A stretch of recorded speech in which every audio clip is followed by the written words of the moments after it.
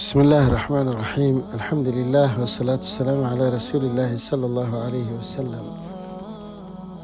walaalayaal waxaan isxusuusinaynaa inay fooda nagu soo hayso, laga yaabo inay beriba kow noqoto dilxij, ayaam alcashri min dilxij inay beri kow noqoto oo 22 Juulaay sanadka 2020. runtii ayaamahaas fadli gaar bay leeyihiin. in sha allahu tacaala waynu isxusuusinaynaa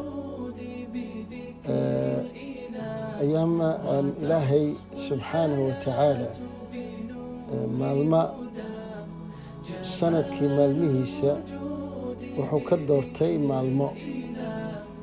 maalmahaasoo ah 10 dilxij.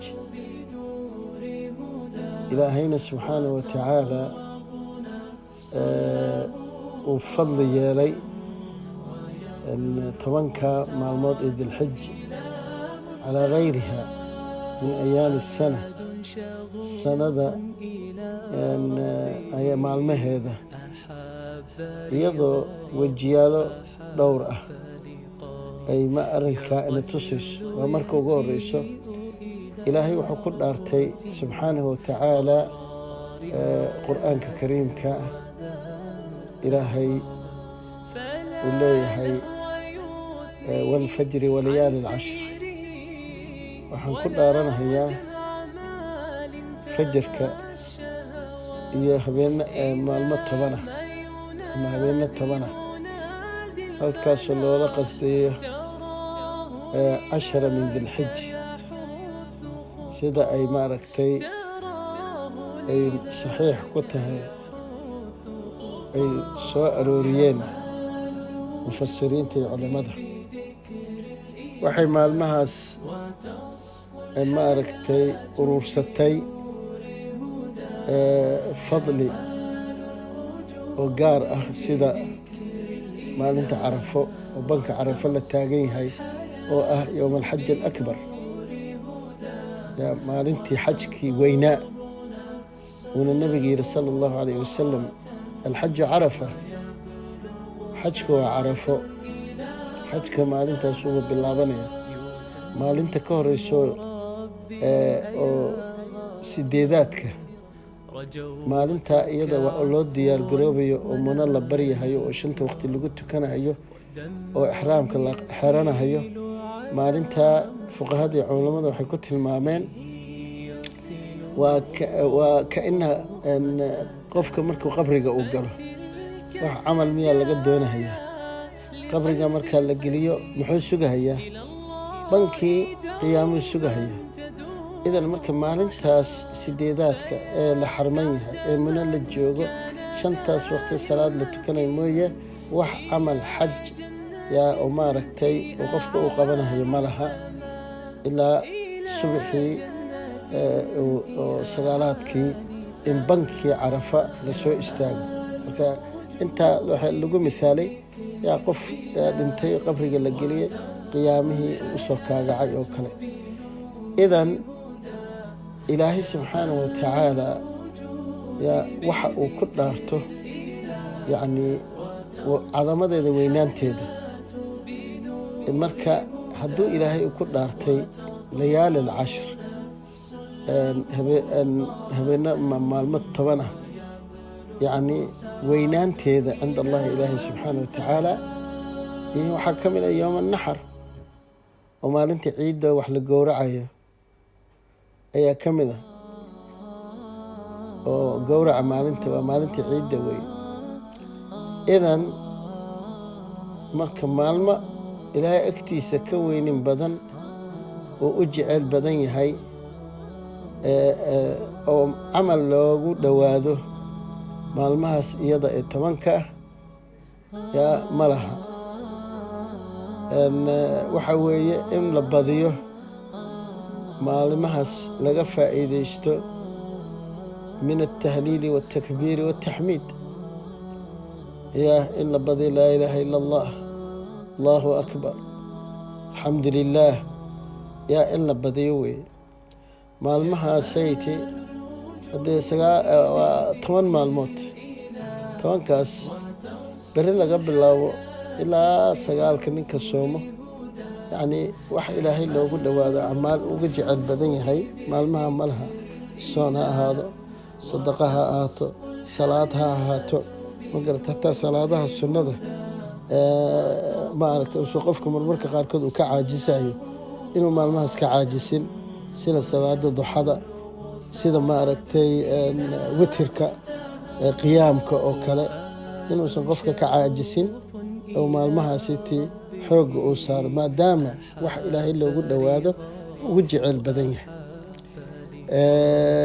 oo cibaado lala yimaado. sadaqadii alamru bilmacruuf wanahyi can ilmunkar, inaad wax walba aad qabanayso ilaahay dartii subxaana watacaala, in aad maaragtay aad maalmaha la timaado.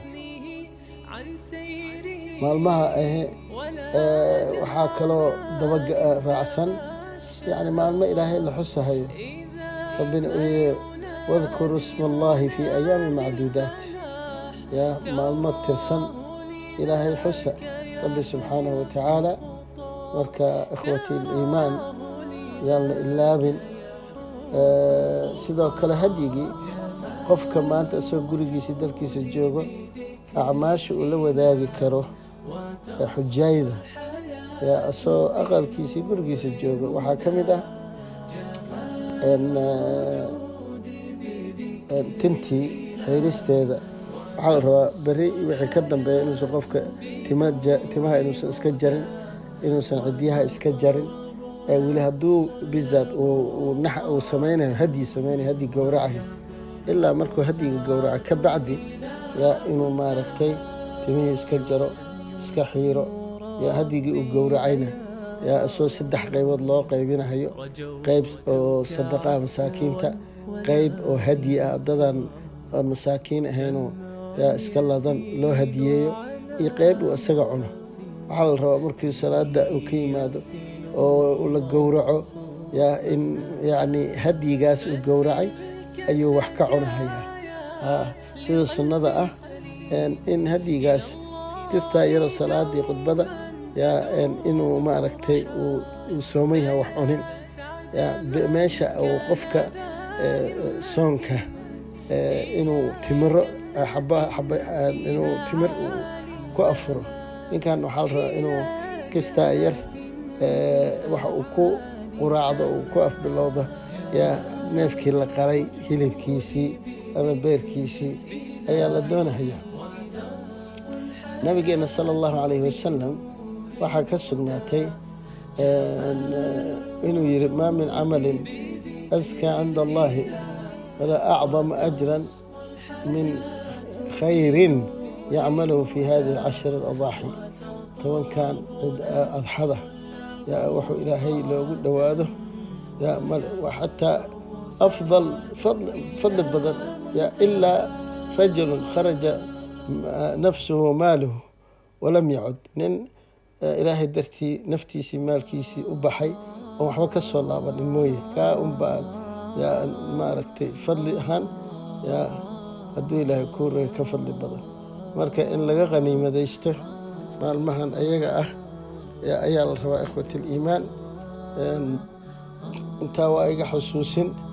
maasha allah tabaaraka allah. waa ishcaar maaragtay xajka islaam, waa rugni min arkaan alislaam, waa rugniga maaragtay 5aad haddii ilaahay kuu roon yahay.